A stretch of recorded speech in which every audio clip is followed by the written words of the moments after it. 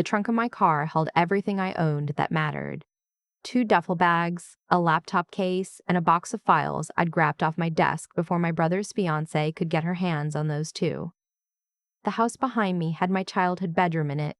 Past tense, apparently. My brother had stood in the doorway with his arms crossed and said, "Caleb needs the space for a home office. You're 29. You should want to be on your own anyway."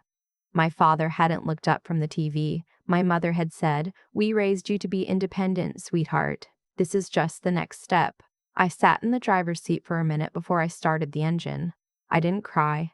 I'd stopped crying over that house a long time ago, around the same time I realized that "we raised you to be independent" was something they only said when they needed me gone. I should back up. My name is Nora. I'm 29 years old, and for the last 4 years, I've been a forensic accountant at a firm based out of Chicago.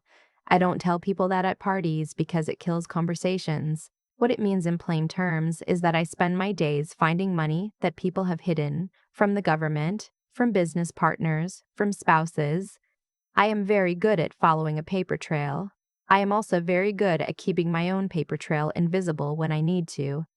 My brother's name is Caleb. He's 32, works in sales, and has been engaged to a woman named Fiona for about 18 months. Fiona has expensive taste and the ability to make any room feel like it belongs to her within about 45 seconds of entering it.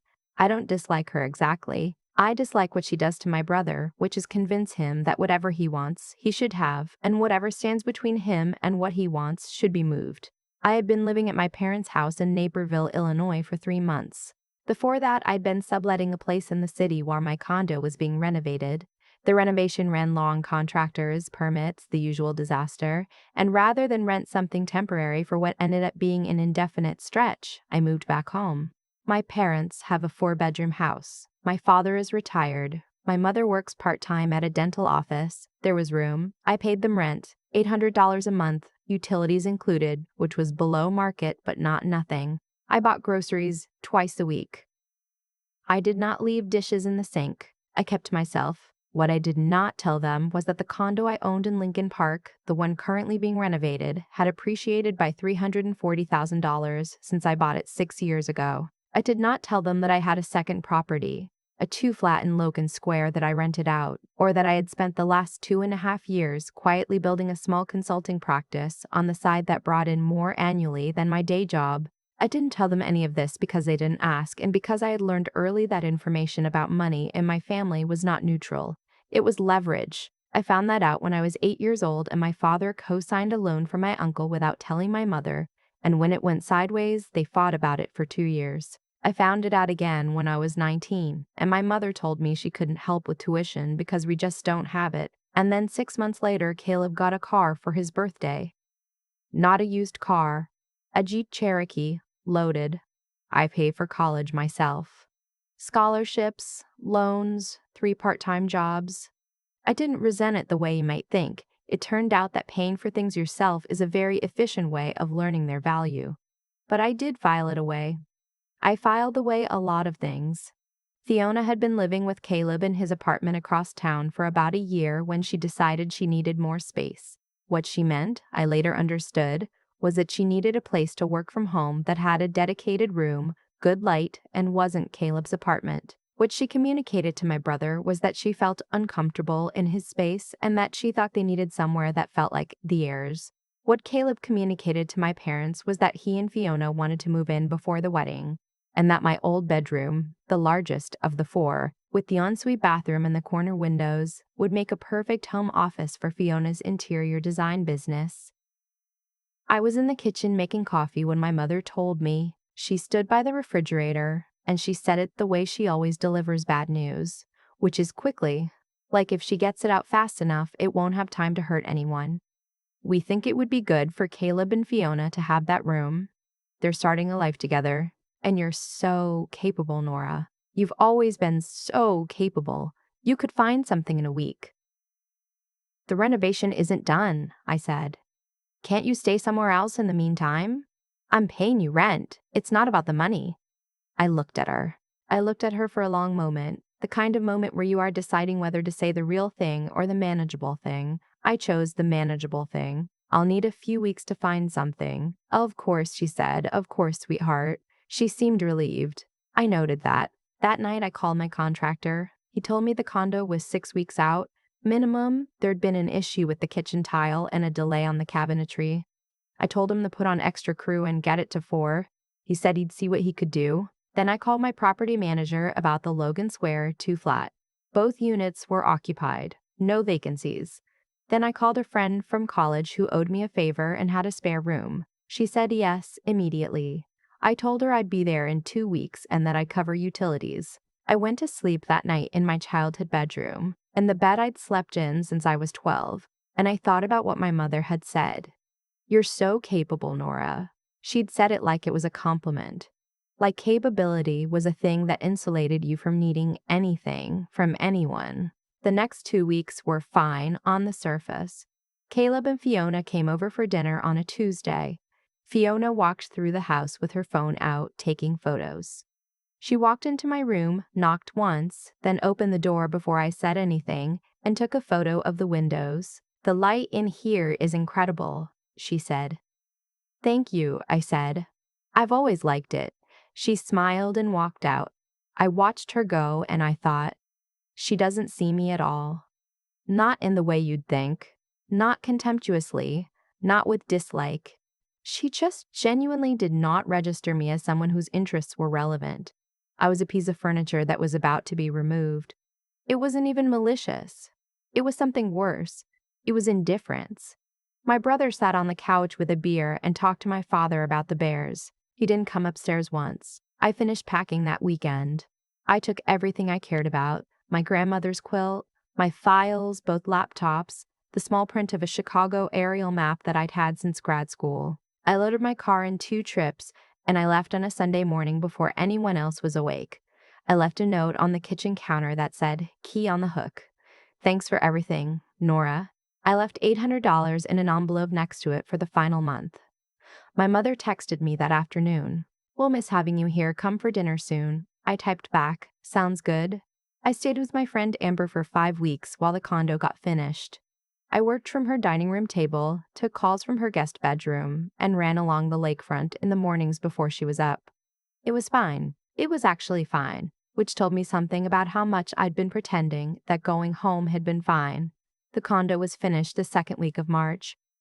I moved in on a Saturday, hardwood floors refinished, kitchen opened up, new fixtures throughout. It was quiet and it was mine, and I stood in the middle of it with a cup of coffee and just breathed. That would have been the end of the story, except that 6 weeks later my mother called me and asked if I could come by. She said it was important. She said it was about something my father needed to discuss with me. My first thought, and this is trained instinct, this is what happens when you spend your days finding financial fraud, was someone borrowed money they shouldn't have. I was right. I drove out to Naperville on a Thursday evening. My father met me at the door, which he almost never does. He'd aged since the fall, or maybe I just hadn't been looking. He brought me into the kitchen and poured us both coffee, and then he sat across from me and said, "We're in some trouble." The story came out in pieces. About 2 years before, he'd taken out a home equity line of credit on the house. He hadn't told my mother the full amount. He'd used part of it to invest in a friend's restaurant venture. The restaurant had closed after 14 months. The HELOC was coming due, and between the interest that had accumulated and some other credit card debt my mother didn't know about, they were looking at something they couldn't cover on retirement income and a dental receptionist salary. I sat with that for a moment. "How much?" I said. "Combined?" "Close to 112,000. "And the house?" "The house is fine as long as we keep making the payment, but we can't keep making the payment and cover the rest." I nodded slowly. I was already doing the math in my head, not because I was deciding to help, not yet, but because I can't help it. Occupational reflex. "What do you need from me?" I said. My father looked at his hands. "Caleb thought he suggested that you might be able to co-sign a new consolidation loan, just to lower the monthly payment to something manageable." A co-sign. It would just be on paper. You wouldn't actually be responsible, Dad. I said it gently. "I know what co-signing means. I'm a forensic accountant." He was quiet. "Does Mom know you're asking me?" "She knows we're talking. She doesn't know the amount." I drove home that night and I didn't sleep much. Not because I was upset. I've learned to separate the emotional from the analytical most of the time. But because I was thinking about the fact that my father hadn't told my mother, about the fact that my brother had suggested using me as a solution, about the fact that no one had asked me a single question, about my life in the last 6 months, not what I was working on, not how the condo came out, not whether I was okay. And yet here I was being asked to attach my credit to their debt. And I was thinking about something else, something I noticed during the drive out when my father mentioned the friend whose restaurant had failed, the name he'd used. I knew that name. I'd seen it 18 months ago on a filing that had come across my desk at work, peripherally, a case I wasn't directly on. I'd flagged it internally and moved on. I pulled out my laptop at 2 in the morning and I started looking. It took me 4 days to build the full picture, working in the margins of my actual job. What I found was this. The restaurant had not simply failed.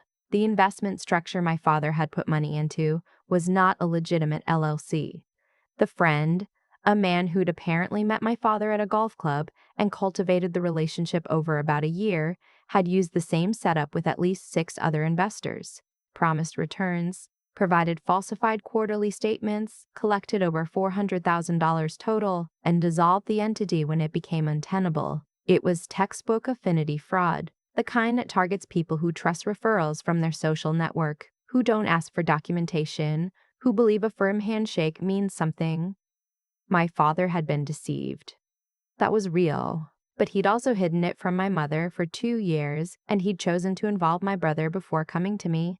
And the solution they'd landed on was to make my financial future a cushion for decisions I'd had no part in.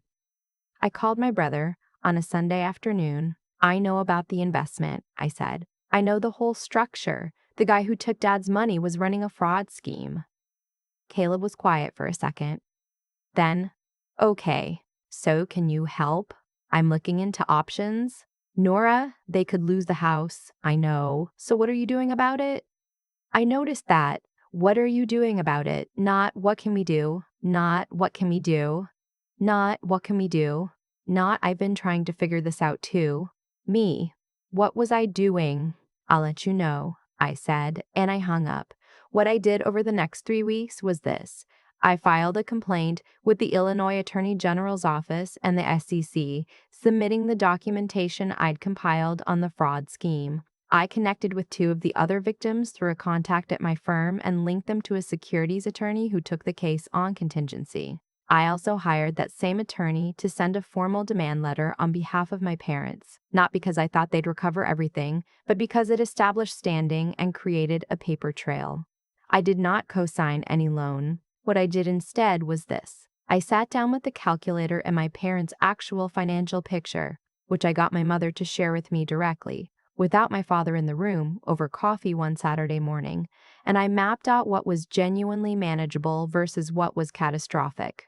The HELOC payment was the real problem. The rest was bad but workable. I helped them refinance the HELOC through a legitimate lender, using my own assets as collateral in a structure that protected me legally. I negotiated a payment schedule on the credit cards. I did not give them money. I gave them a functional plan. My mother cried a little in the kitchen, not dramatically, just quietly, the way she does when she's been carrying something too long. I didn't know it was this much, she said. I know, I said. He should have told me. Yes, I said. He should have told me. Yes, I said. He should have. I didn't say, and you should have asked me before you gave my room away, and Caleb should have asked me before he made me the solution to a problem I didn't create, and someone in this family should have asked me how I was doing at least once in the last 6 months. I didn't say any of that. I just sat with her at the kitchen table where I'd done homework in the 4th grade, and I let her finish her coffee.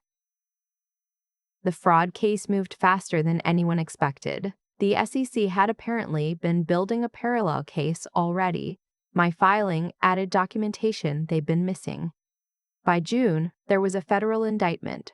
11 counts. The man who'd taken my father's money had done this in 4 states.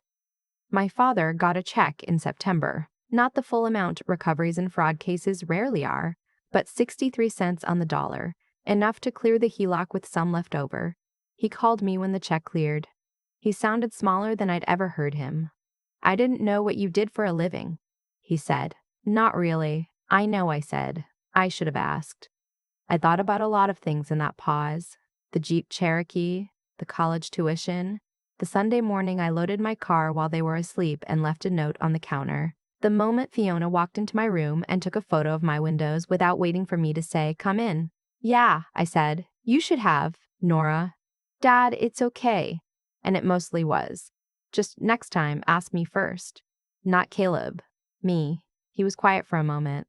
Then, "The room? I'm sorry about the room. The room doesn't matter," I said. And that was true too, in its way. The room had never been the point. The room was just the moment I understood that I had built something solid and quiet and entirely my own, and that no one in that house had ever thought to wonder what it was.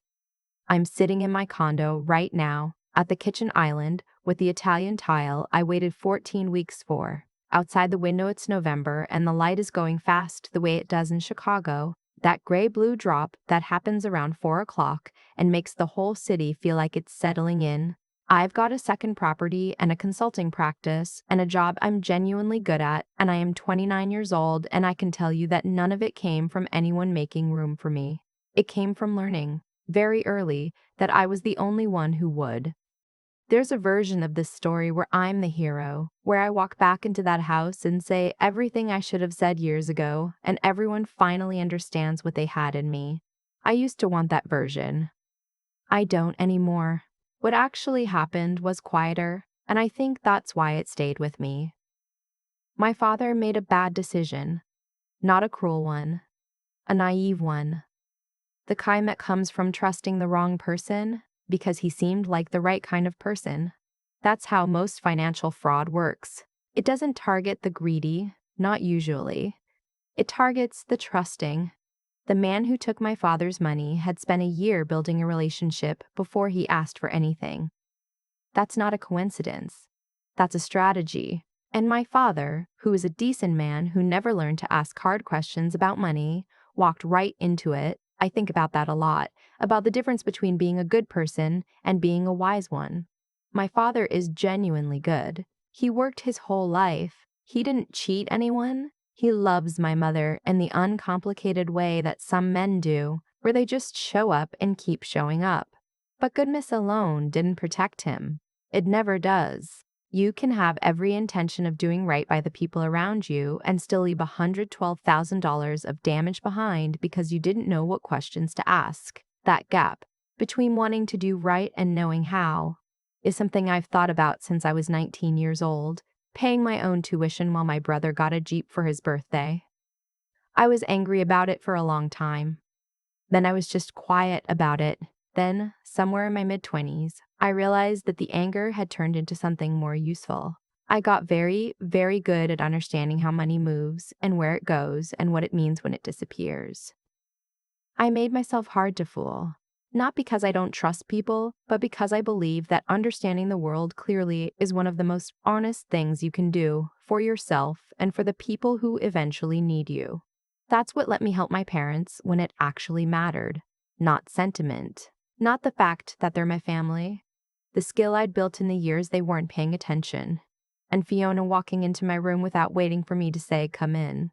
I'm not sure she'll ever understand what that moment was, not a violation exactly, more like a confirmation that the people who think they know you are often the ones who've never looked. She looked at my windows and saw good light for a home office. I had sat in those windows since I was 12 and watched the neighborhood change and read every book I could get my hands on and figured out, slowly, what I was going to make of myself. She took a photo. I took notes. My mother said I was so capable. She meant it as a compliment, and I've decided to take it as one, just not in the way she intended. Capability isn't a substitute for belonging. But it is a foundation you can build on when belonging turns out to be conditional. And when the people around you finally meet that foundation, it's there, not because you planned a revenge, because you just never stopped building. I don't think my family is bad. I think they were careless with me. The way people are careless with things they assume will always be there. The consequence of that carelessness was that I built my entire life without their help. And by the time they needed mine, I was ready. That's not justice in any dramatic sense. It's just cause and effect, playing out over 20 years. I'm okay with that.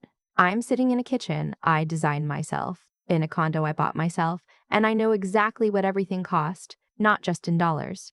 That's enough.